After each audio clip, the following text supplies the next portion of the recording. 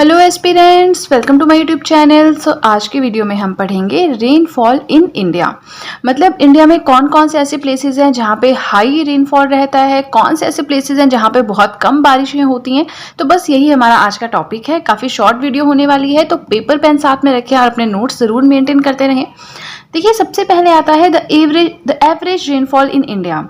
हमारे देश में एवरेज रेनफॉल कितना रहता है, ओवरऑल बात कर रहे हैं। एवरेज आप जानते हैं ना, सम अपॉन नंबर, इस तरह से हम करते हैं मैथ्स में फॉर्मूले के थ्रू। तो उस हिसाब से 118 सेंटीमीटर जो है वो एवरेज रेनफॉल है इन इंडिया, राइट। अब ये किस हिसाब से दिया गया है? According to annual data report from meteorological department, right. So अब देखिए, इनके हिसाब से जो एरियाज है ना, उनको आप 4 टाइप्स में डिवाइड कर सकते हैं। सबसे पहले आएगा areas of high rainfall, areas of medium rainfall, areas of low rainfall and areas of इनएडिक्वेट rainfall. सबसे पहले हम पढ़ेंगे एरियाज ऑफ हाई रेनफॉल के बारे में। तो मतलब इसमें वो सारे एरियाज आते हैं जहाँ पे रेनफॉल 200 सेंटीमीटर से ज़्यादा होता है।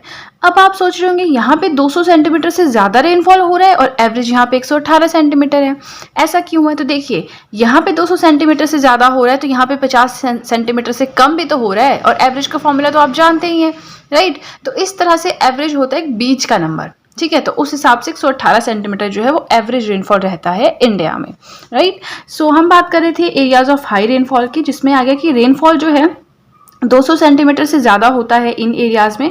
यहाँ पे मैक्सिमम नॉर्थ ईस्टर्न पार्ट आता है, तो आपको इसमें याद रखना है, एक तो नॉर्थ ईस्टर्न पार्ट हो गया, दूसरा वेस्टर्न कोस्ट हो गया, ठीक है।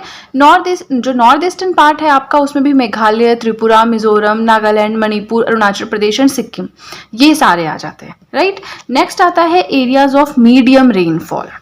अब जहाँ पे थोड़ा मीडियम सा रेनफॉल होता है, थोड़ी मीडियम से बारिशें होती हैं, तो वो कौन से एरियाज हैं वो अब हम इसमें देखेंगे।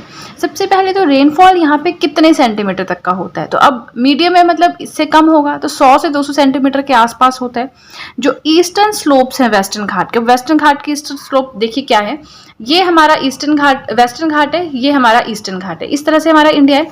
हम बात करें वेस्टर्न घाट का ईस्टर्न स्लोप, तो देखिए ये इसका ईस्टर्न स्लोप है, ये इसका वेस्टर्न स्लोप है। तो ईस्टर्न स्लोप जो है वेस्टर्न घाट का, वहाँ पे ये मीडियम रेनफॉल रहता है। नॉर्दर्न प्लेन्स यानी गंगा नदी के तट के जो क्षेत्र हैं, ठीक है, इंडो गैंगेटिक प्लेन्स हैं, वहाँ पे उड़ीसा, मध्य प्रदेश, आंध्र प्रदेश, तमिलनाडु, इन सब एरियाज में मीडियम रेनफॉल होता है, राइट। नेक्स्ट आता है एरियाज ऑफ लो रेनफॉल, मतलब जहाँ पे बारिशें काफ़ी ज़्यादा कम होती हैं, लो रेनफॉल रहता है। तो इसमें आ जाएगा वो सारे एरियाज जहाँ पे रेनफॉल 50 से 100 सेंटीमीटर के आसपास होता है, ठीक है। और ये कौन कौन से एरियाज हैं? गुजरात, थोड़े से पार्ट महाराष्ट्र का, एमपी का और ईस्टर्न राजस्थान, ठीक है। नेक्स्ट आता है एरियाज ऑफ इनएडिक्वेट रेनफॉल, जहाँ पे बिल्कुल ही मतलब बिल्कुल नील बारिश होती है।